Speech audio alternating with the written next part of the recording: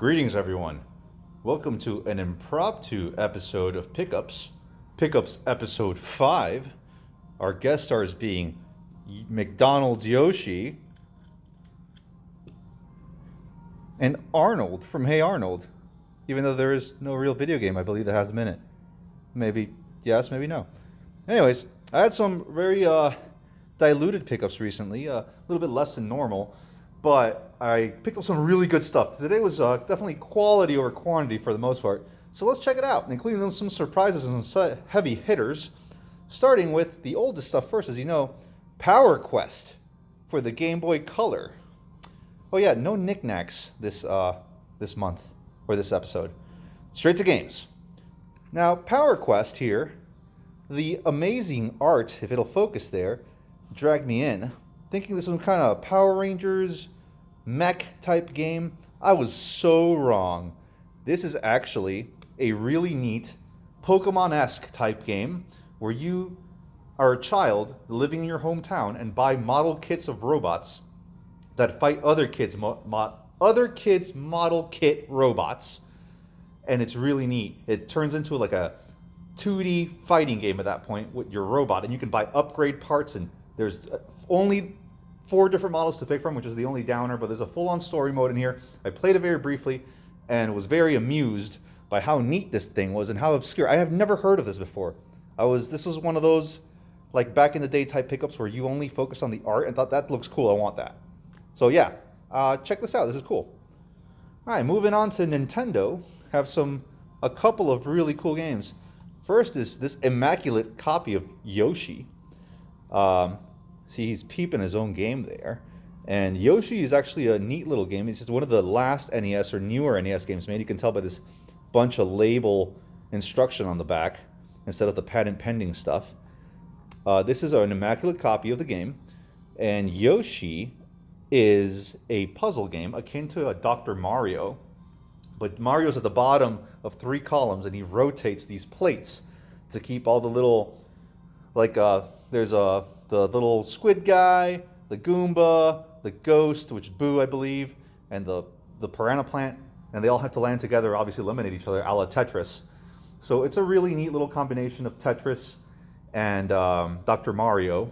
A little lackluster, it's a little too simplistic, but I suck at these games, so to me the challenge was there. The music is really neat in this game, and is actually one of the first projects worked on by the folks from Game Freak before they went on to the success that was Pokemon. Cool game. All right, next is another immaculate NES game that I'm going to come in this way. You can see the label's older. It's an older game. My wife sniped this through Facebook. One of the local stores put this up and said, "Rare game incoming." An immaculate copy of G.I. Joe, a real American hero. This game is phenomenal. Think of Contra, but you have a life bar. And you kind of get the idea, except you have different playable Joes each. Well, you're making a squad of G.I. Joes to pick from like 5 guys, I believe, until you can unlock some extra G.I. Joes, if I'm not mistaken. And it has a basic power-up system, brutal gameplay, enemies respawn quickly, beautiful graphics, beautiful music, amazing amount of replayability. I'm having a blast playing G.I. Joe. And as a late 80s, 90s kid, I had a bunch of G.I. Joes growing up, so this really takes me back. This is an amazing game. All right, let's get a little slightly more modern with the last cart. Gradius III. I love my shoot 'em ups. And this is a fantastic early one. You can tell by the older type of cart here. This game was suggested to me by one of my subscribers, by Dad Racer, and it did not disappoint. It's a very simplistic shooter. I mean, it's Gradius, but for the SNES. Just very nice graphics. The notorious SNES slowdown is present in this shoot 'em up because it gets really hectic. But this game is so much fun. With a simple power-up system, you can pick up when to activate your power-ups, like your speed boost, your missiles, all that stuff. Nice, clean graphics. Has a little bit of technical problems, like I said, it hit some hiccups. But as far as shoot 'em ups go, if you're a fan, you can pick this up rather cheap. I recommend Gradius III. All right, let's move on to more modern stuff with some PS2 games. I got 3, and they're all kind of cool. Starting with our Racing Evolution. You're telling me, Cerrasco, Look, it's not in there because I'm actually playing it right now. So you'll be like, Cerrasco, what's up with this game? Why would you get this lame racing game? It looks kind of lame and generic. Kind of, sort of. This is a really cool, beautiful graphic racing game where it uses real model cars, and it has a story mode where you're this paramedic ambulance driver that saves a racer's life. And because of that, I guess the guy's manager makes her say, you should be a racer too. And she does. Super cheesy story mode, really amazing stuff. You can have your own garage and buy your cars and upgrade them and tune them, and then do challenges and then do the story mode itself. This is really, really cool. The AI of the enemy drivers kind of adjust to your performance. This is a really neat game. I picked this up for $5. I've been looking for it for a little while, and I stumbled upon a copy. So yeah, if you like racing games, especially more realistic type, which has also a rally mode and everything, this is a fantastic little addition. All right, these next two games I got from OfferUp. If you guys don't use that app, you should. Arc the Lad, Twilight of the Spirits. I don't want to hear any Lad and Chad jokes or anything like that. I have never had an Arc the Lad game.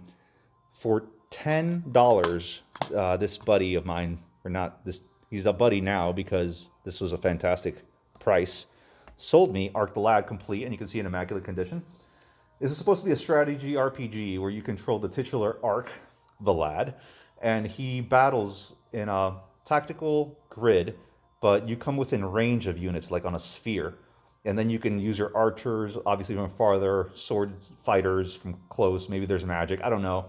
Supposedly a pretty interesting story with two storylines. You get to see the story from two sides. It's my first Arc the Lad game. I've been kind of curious about Arc the Lad for a while, and for that price at the beautiful copy like this, I couldn't really pass this up. So I'm excited to delve into this eventually. The last PS2 game, and this is awesome, this is the heavy hitter PS2 game of the pickups. Trapped. Now, Trapped was also from that same guy on OfferUp. Unfortunately, no manual. It used to retail for $2.99 at GameStop used, I guess. The disc was a little scuffed, but it works just fine. I've been playing through it, actually. I'm almost done beating the game because it's actually a lot of fun. So this is kind of one of the rarer PS2 games which you could probably retail right now for anywhere from $60 to $80 for a complete copy. I picked this disc up for $30, I believe. And then I bought an aftermarket case, a reproduction case from eBay for like another $10. So it cost me about $40 to have a pretty nice copy of Trapped. Basically, a nonsensical story. You're a princess that's in a castle being pursued by attackers that want to murder you, and you set up traps for them. Now, don't be mistaken. This is not based on the song Headstrong from that terrible band Trapped, or however it is, if it's the song's name Headstrong. I don't know. But this is a great game where you set up traps for enemies, like falling chandeliers, buzzing blades, spikes to kill your enemies. And there's all cheesy one-liners when they die. You can set up even more elaborate room traps. Some rooms have specific traps like furnaces you can dump your enemies into. It's really, really neat. I am really enjoying it. I thought this was going to kind of... I picked it up, honestly, because I'm a PS2 guy mainly, and I wanted to pick up all the rare games, and I didn't think I was going to like this, but I really am liking this. I'm almost done beating it. You can upgrade your traps and buy new keys to unlock rooms in the mansion to set up more traps. Really cool stuff. Recommend it. This next bit, I'm going to make this quick because I'm kind of sad. Xbox Dead or Alive Extreme Beach Volleyball. I needed to have this for the Xbox. And look, this one came with a holographic card and everything. For those of you that know me closely, my Xbox recently died. The power supply went bad. I have taken it to a repair shop, and there was a lot of discombobulation and confusion about who's repairing what, when is it getting done. So it's been 3 weeks. I have not heard anything about it until recently. Finally, another repairman came in. The other one was let go, I guess. And hopefully, he knows what's wrong with it. He's going to repair it for me. So hopefully I'll have my Xbox back soon, and I'll keep a leery eye on it. I won't trust it very well. But I haven't even played the game. I really wanted to play Dead or Alive Extreme Beach Volleyball just because, there's, I don't know, just because it's a rare-ish game for the Xbox based on Dead or Alive. And it's kind of like a iconic of the Xbox, this game. The goofy beach volleyball, giant boobs type of thing. and it's supposedly a terrible beach volleyball game, but it has like a casino function. I don't know. I can't even talk about the game because I don't know anything about it. I just know that I needed to add it to the collection. It's another only Xbox game. They were I believe Microsoft was kind of ballsy enough to make the first like real weird, perv type game, and needed to have it. I'm excited to play it eventually. All right, this will be a cool surprise. Check this out. Cerrasco. That's a Wii game. What the heck? Yeah. Offer up pays off again, boys. I bought a Wii. Complete Wii with a stupid bar on top, with a first generation remote that doesn't have Wii Motion Plus on it, but that's fine. I'll buy one eventually. And it came with Wii Sports. Wii Sports Resort. And Twilight Princess. So, they were all disc only, but you know what? I ordered cases for all of them. And these two have manuals complete. Let's touch on the Wii Sports real quick first. I booted this up. I remember my brother playing this when he got his Wii. And yeah, the discs were all three very kind of scratchy. That's what you would expect from someone that, kept them without cases. But it worked, and it brought me back immediately to simpler times. Playing, Wii Sports tennis and boxing, building up a sweat. Even my wife kind of got into it for a little while and played the tennis. This is fun. I'm super excited to own a Wii because now I can delve into Nintendo franchises that I left behind on the Super Nintendo, like Donkey Kong and Metroid. Because also, it's one of the older Wiis that has the GameCube functionality. So I'm super excited because I technically, for $40, I just bought myself 2 new systems. The Wii Sports Resort copy did come with all the pamphlets and its manual. I can't even play this. It won't allow me because I don't have a Wii Mote Plus. But here it is, complete in all its glory. Haven't checked this out. I can't really tell you. Supposedly this is Wii Sports essentially just better. And Twilight Princess, here came in. The case was a little beat up. I wish I would have kind of checked it out more. But it was the cheapest one with the manual and everything. I briefly played this just to see that it worked. I'm still getting used to Wii motion controls. I know the GameCube copy of this goes for ungodly amounts of money. But I really wanted to... this just happened to come with the system. I'm not a Zelda guy, but doesn't mean I won't check this out eventually. I'm excited to have this. I'm excited for the Wii in general and for the GameCube in general. I'm really pumped. And the last game for the Wii, I bought this separately. Blob. This is like $5. Complete and pristine condition. It's in the Wii right now. I'm really enjoying the Blob. Motion controls, you're a blob, you run around, you paint the city, literally, with colors, and you get tasked on what colors to paint things, stuff like that. And you fight these little ink guys, evil guys. Really fun, funky little soundtrack. My son played it for a while, and he actually enjoyed the Blob. I'm pretty pumped to have this and play through this. Right now, I'd say it's my favorite Wii game right now for my small collection of 4 games. So this is fun. I really am enjoying the Blob.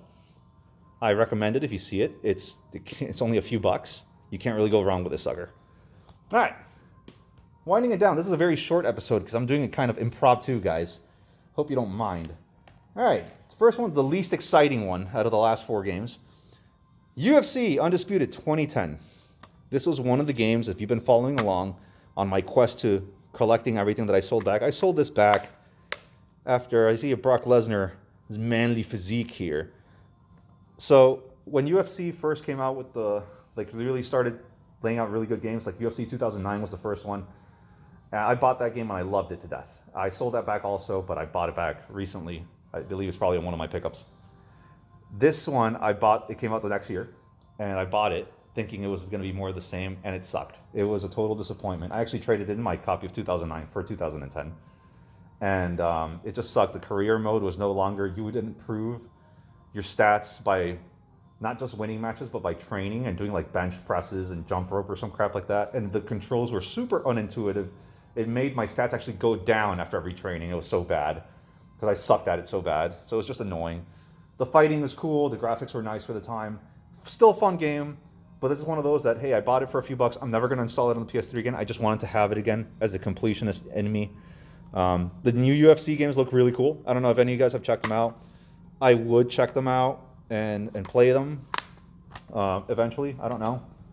All right, this next game is arguably the biggest haul, the biggest catch, the biggest deal of the the video. Boom! 3D Dot Game Heroes for the PS3. This copy is missing a manual, which is very unfortunate because it's one of the rare PS3 games that actually has a manual, I believe. It looks kind of nice of a manual. This copy I got from a store for $20. It is July of 2022, and I got a copy of 3D Dot Game Heroes that needed a case with a little wipe down on the case and a missing manual for $20. It works perfectly. I played it for a while. It's a lot of fun. It was surprisingly more fun than I thought it would be. I thought it was going to kind of suck. The simplisticness of it was kind of blow. But this is one of those super rare PS3 games right now. Not super, I guess it's pretty rare right now. The cheapest copy I found on eBay was around $60 to $65, and that's not including shipping and handling and taxes. So this was a really amazing find. I thought it was a typo. Still think it was quite the steal. When I opened the case and I started looking at the disc, because I was so excited to get it home, I looked at the disc, and the disc was okay, a little scuffed up, not bad, but the edge of the disc, one of the edges you can't even see it anymore, and I'm not going to take the disc out, but it had a hangnail type thing that was part of the disc itself, like a piece of plastic was hanging off of it, like a little hair almost, but it was, and my finger kept getting caught on it. It was very rough.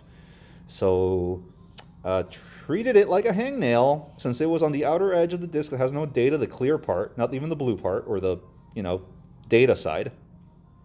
And I got a nail clipper, and I clipped it off very gently, and got a little piece of sandpaper and a light grit and sanded the edge down very, very slightly, because my concern was not that data was damaged, because I don't think it was. It was just that it would catch in the disk drive of the PS3 and make it explode. So I did that, grinded it down to a smooth finish, and which you can imagine was nerve-wracking for me, as this is a very rare game, and it works flawlessly. So I am super excited to delve deeper into this game and check it out. And my son will probably be playing this one too, as he is a Minecraft fan, and this kind of same aesthetic. He liked watching this, and I think he'll enjoy playing this. All right, winding it down, last two games, they were PS5 games. So I got these for Father's Day. We're going to start off with Immortals, Phoenix Rising. This is really cool. I've always been curious about this game, and I finally got it. It's an open world type adventure game based on Greek mythology, I believe, where you play as Phoenix, the titular Phoenix, and just battle stuff. And it's a lot of fun. It's kind of like Breath of the Wild for PlayStation 5, I guess. And it's also on Xbox. So I was kind of on the fence about this, and I finally got it as a gift. And I enjoyed my brief time that I had with it so far. I've been so busy with so many things lately, especially crying over a broken Xbox. But this is a fun game. I will go back to it, and I want to try to beat this game, because I think it looks like a lot of fun. The combat is great. Exploration is fun. The quest system looks like fun. And I love the graphical style. It's kind of cartoony. And the last game of pickups, Tormented Souls. This game is currently in the PS5. I was playing through it a little bit. A pants-shittingly scary game, a la old school Resident Evil, where you play as a chick with a missing eyeball, like a pirate, and she's in a mental hospital, being stalked by all sorts of abominations.